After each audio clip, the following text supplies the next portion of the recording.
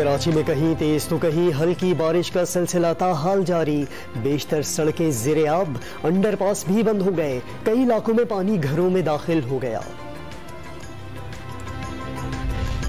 कराची के इलाके कोरंगी बिलाल कॉलोनी में करंट लगने से एक शख्स जाँ बहक। 24 घंटों के दौरान बारिश में हादसात से अमवात 3 हो गईं।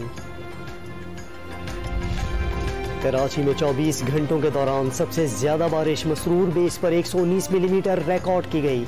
डिफेंस फेज 2 में 106, नाजिमाबाद में 101, कायदाबाद में 76 और फैसल बेस पर 65 मिलीमीटर बारिश हुई। औरंगी में 56, जिन्ना टर्मिनल पर 49, गुलशन हदीद में 46 मिलीमीटर बारिश रिकॉर्ड की गई।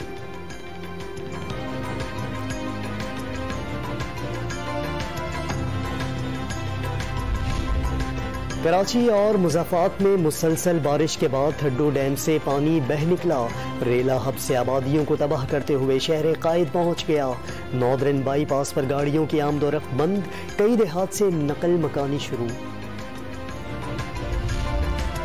तेज बारिशों के बाद हब डैम की सतह में मुसलसल इजाफा। लेवल 336 फीट हो गया। कराची और हब के लिए 2.5 साल का जखीरा जमा हो गया।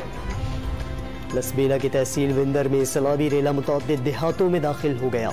मुतासर इलाकों में रेस्क्यू ऑपरेशन करते हुए तमाम अफराद को बहिफाजत निकाल लिया गया।